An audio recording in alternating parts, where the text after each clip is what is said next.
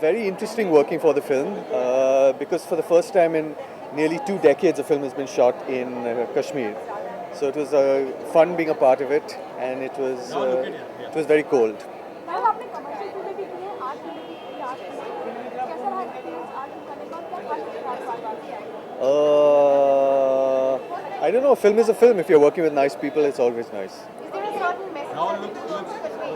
Well, it's a fable, so it's just showing contemporary Kashmir through the eyes of a young boy. Rahul, look at here, Rahul. The word, I didn't get the question. Look into camera, Rahul. Well, it's Santosh Sivan's film, so if you enjoy his work and if you like simple, beautiful stories, I think you'll enjoy the film. Rahul तहान के बाद next project है आपके Yes, but I'm afraid I can only talk about Tahaan today. Is terrorism a major theme in the film? No, it's just it's a theme. The major theme of the film is a young boy in Kashmir. So whatever's happening in contemporary Kashmir is told through the eyes of a young boy. Yeah, thank you very much.